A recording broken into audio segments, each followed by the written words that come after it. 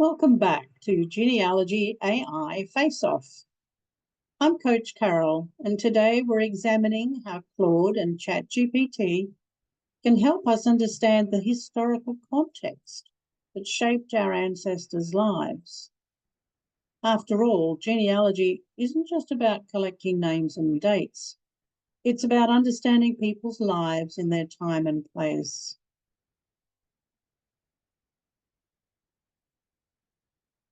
For today's challenge, I'm going to ask both AI tools to provide a detailed historical context for key periods in Thomas Hugh Savage's life, including rural Wales in the early 1900s where he grew up, post-World War I Britain, and the factors driving immigration to Canada in the 1920s, and life in Toronto for British immigrants in the 1930s. Let's have a look at their responses. First, going over to Claude. I've put in place my prompt, and I'm inside a project where all of the not documented knowledge is already uploaded. Below this prompt, you'll see the other previous conversations I've had with Claude. It will now create a document that provides detailed historical context. Let us execute that one.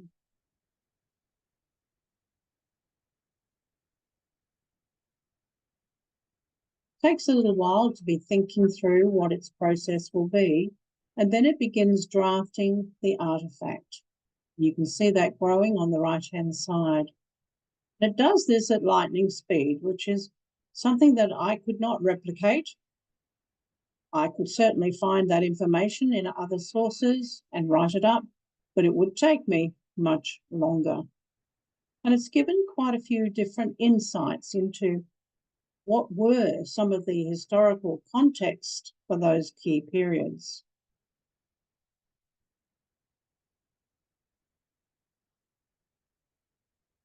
And it's still going. This is one of the things that Claude does really well. Notice how it's splitting this time the response into three separate artifacts. You see the first one growing here. This is the early 1900s. And then currently it's building the post-World War I Britain and the migration to Canada.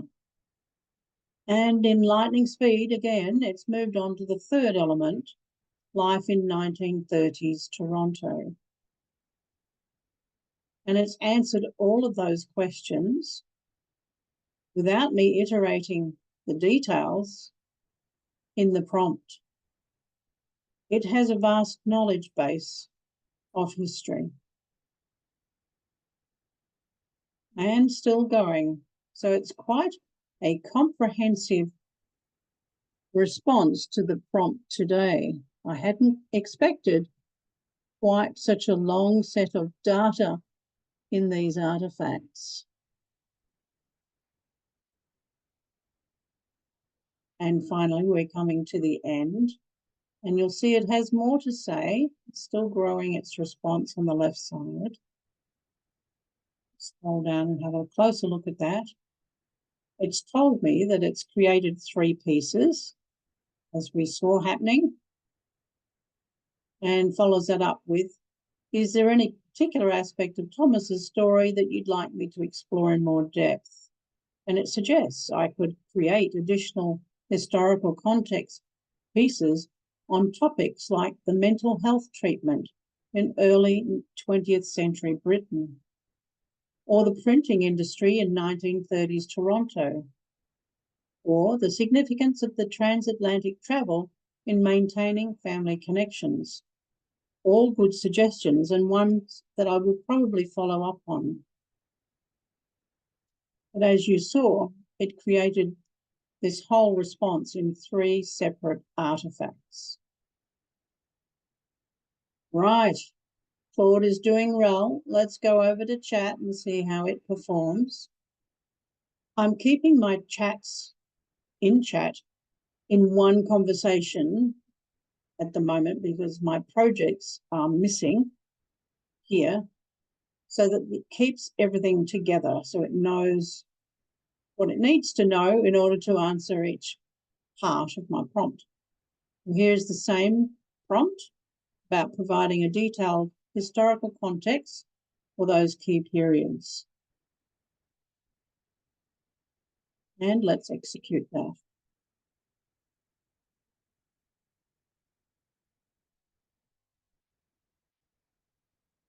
And Chat has come back with an interesting formatted response with its icons in place and adding a little bit of colour to the final document. Much shorter than what Claude came up with, but let's scroll back and have a closer look. It too breaks it into segments, rural Wales in the early 1900s, and uses much more dot points to illustrate what was happening around the family at the time. The historical context, given that we move from Edwardian era in the early 1900s through to the First World War, and then picks up on the point about the Spanish flu pandemic in 1918 again. And then a key connection to Thomas Hugh. The fact that he grew up in a railway family, likely seeing trains as a gateway to opportunities beyond Wales. And of course, the additional factor of the death of his mother may have been a major factor in his later migration decisions. Goes on then to look at post-World War I Britain and the emigration process to Canada, and picks up on the point that there was high unemployment when soldiers returned from war, as low as 17% in some regions. Alongside of that, a rising cost of living and a decline of industry that makes for very strong, compelling arguments to be migrating elsewhere. And then information about Canada seen as a land of opportunity. And certainly jobs in railways, farming and industry, because Canada's economy was expanding. And then some key connections to Thomas himself. He was a railway worker's son. He saw Canada as a place with stable railway jobs and better wages. Family upheaval reasons, and of course, Liverpool as the common departure point for immigrants. Then goes on to look at life in Toronto, the impact of the Great Depression, and then the British immigrants' experience in Toronto. British favouritism, hadn't known that before. It says, unlike immigrants from Southern and Eastern Europe, the British were considered more desirable and often given better jobs. We have a growth of tight-knit communities, the railway and construction jobs that would have enticed Thomas to Canada, and those key connection points again. So this is a nice touch that Chat has given, those key connection points to our character. And then some final thoughts, again, with some added colour. So Chat's come up again. I think we're travelling on an equal basis at the moment, different in length, different in structure and in context and in format, but equally as informative. So we've got quite a bit happening here. So some practical tips for you when you're asking AI for historical context. Be specific about the time period and the location. Ask how historical events might have affected your specific ancestor based on their occupation or their class or their religion. You could also request information about everyday life, not just major historical events. And then use the context to generate hypotheses about migration, occupational changes, and other life decisions.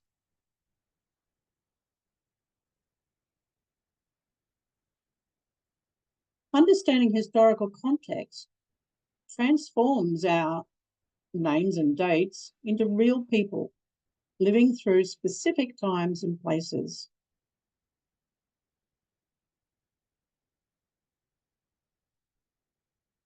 In our next video, we'll explore how Claude and Chat GPT can help identify patterns and connections in your research, often revealing relationships you might have missed. See you then.